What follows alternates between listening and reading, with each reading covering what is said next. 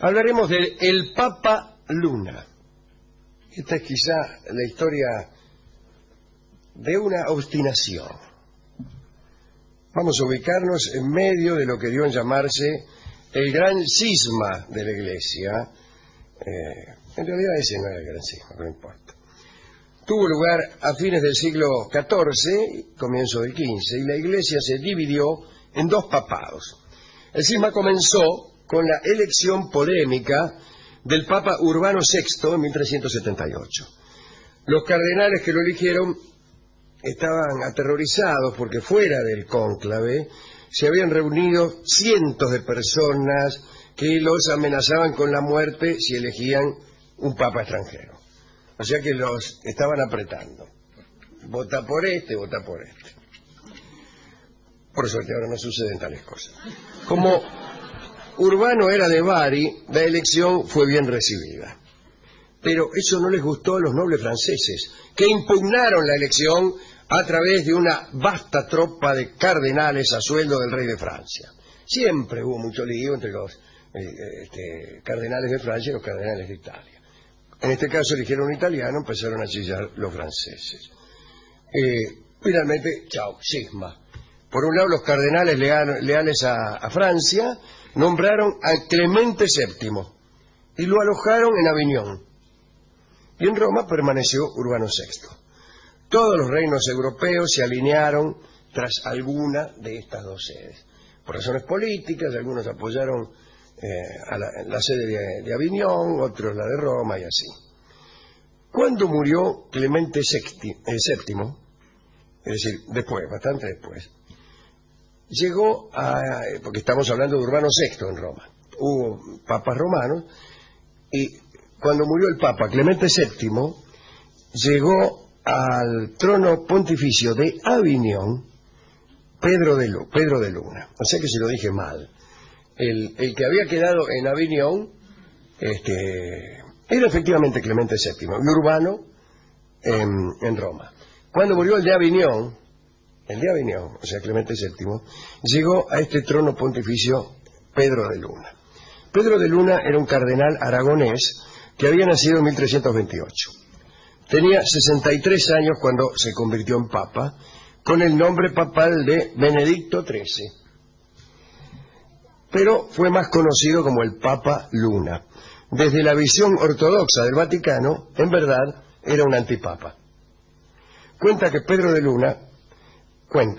varios, que Pedro de Luna estaba maravillado por su consagración, estaba muy contento, y aunque la enemistad de Aviñón con Roma persistía, él se creía dueño de toda la cristiandad, y por nada del mundo estaba dispuesto a abandonar esta convicción. Pero había un problema. Sus colegas lo habían nombrado papa en el transcurso de un cónclave en el que sus miembros habían acordado unánimemente resignar la tiara pontificia, el título de elegido, en caso de que esto se juzgara conveniente para la unión de la Iglesia. Dijeron, bueno, mira, vamos a elegir a uno, pero cualquiera que sea el elegido, acá todos sabemos que si hay una posibilidad de una Iglesia unida y es necesario que el elegido renuncie, renunciamos. Muy bien. Poco después de la ascensión de Pedro de Luna, sobrevinieron unas conversaciones con Roma y entonces llegaron a la conclusión de que era conveniente que este hombre renunciara. Incluso unas 5.000 personas desfilaron por Roma exigiendo que el Papa cumpliera aquella promesa ante el cónclave, pero desfilaron en Roma. Pedro de Luna no quiso saber nada. En 1398, un ejército de la coalición romana puso sitio a las torres del Palacio de Aviñón. Nada, que renuncie, chao, venimos nosotros. En aquel tiempo los papas tenían intereses seculares muy poderosos. Muy bien, sitian el palacio justo en el momento en que el Papa Luna estaba celebrando en los jardines de ese mismo palacio una representación de la guerra de Troya con actores, qué sé yo. Cuenta el cronista que había un asedio real y adentro unos ficticios. Claro. Es decir, venía el ejército, imagínense, afuera de todo el ejército romano, adentro el Papa Luna, alrededor de la Troya escenográfica, un ejército de aqueos escenográficos. Claro. Era lindo episodio de Poliorcética. Bueno, el Pedro de Luna, que era amante de las artes, obligó a los actores a que aceleraran la representación para ver la mejor parte, que era el caballo de madera que entraba en Troya. Y entonces les digo, apúrense porque si no van a entrar los que nos están sitiando a nosotros y van a detener la obra. Cuando el ejército sitiador le prendió fuego al palacio, se tuvo que suspender el incendio de Troya. Al final, el Papa Luna pudo huir, disfrazado no sabemos de qué, y en la noche, ¿no?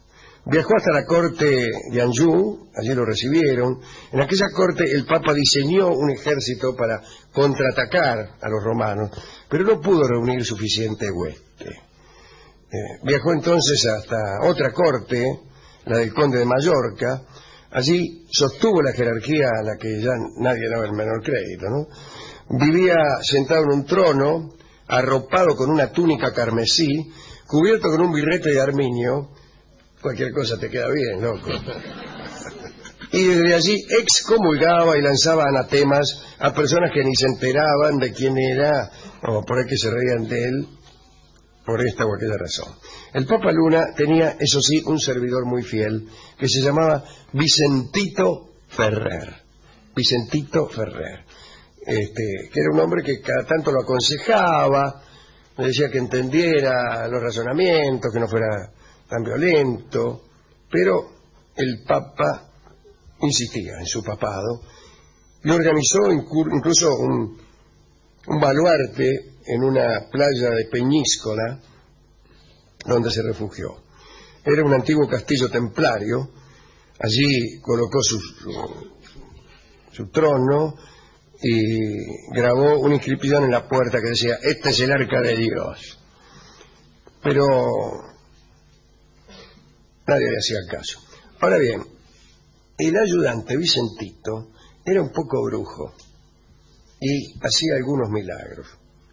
Y el Papa resolvió aprovechar estas facultades milagrosas del ayudante. Siempre es bueno tener un ayudante que haga milagros. Y le dijo: dale, mándate algunos milagros. Y Vicentito, excediendo a gentiles pedidos, se puso a hacer milagros.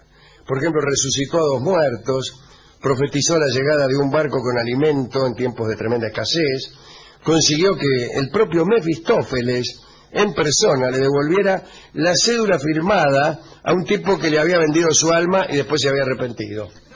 Mira vos, ese sí que es un milagro, ¿eh? Y una buena noticia también para algunos oyentes de este programa, que habiendo vendido su alma están un poquito arrepentidos.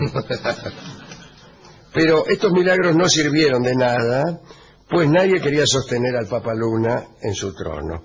Allí en Peñíscola, y solamente allí, ¿no?, gobernó 8 años. Era un lugar pobre, el Papa era servido sin ceremonia, en opacas vajillas. Algunos funcionarios de Roma empezaron a tomarse en serio la rebeldía del Papa Luna, y durante el concilio de Constanza se trató el tema. Se legalizó entonces su deposición. Depóngamelo, dijeron. Y también la unificación de la Iglesia en la figura de Martín V, un Papa nuevo. Fue una comitiva entonces a comunicarle a Pedro de Luna los resultados, y este los recibió diciéndole: aquí llegan los cuervos del concilio, y los echó. Bueno, antes de echarlos les advirtió que la Iglesia no estaba en Constanza, sino allí, en su palacio, en su lugar, y los excomulgó a todos de arriba abajo. Al final se quedó solo. Decía que solo tenía como compañeros a 2 demonios servidores que llevaba en un cofre. Vivió en el castillo de Peñíscola hasta su muerte en 1422 a los 95 años. Su cuerpo fue trasladado a la aldea donde había nacido, Illueca. De allí lo sacaron siglos más tarde los franceses de Bonaparte cuando invadieron España y esparcieron sus huesos en el río Isuela. Algunos pescadores piadosos, seguramente aragoneses, consiguieron recuperar el cráneo. El cráneo está hoy en el castillo de Sabiñán. Aparecieron luego quienes pretendieron sostener el papado ficticio de Pedro de Luna, pero esa ya es otra historia.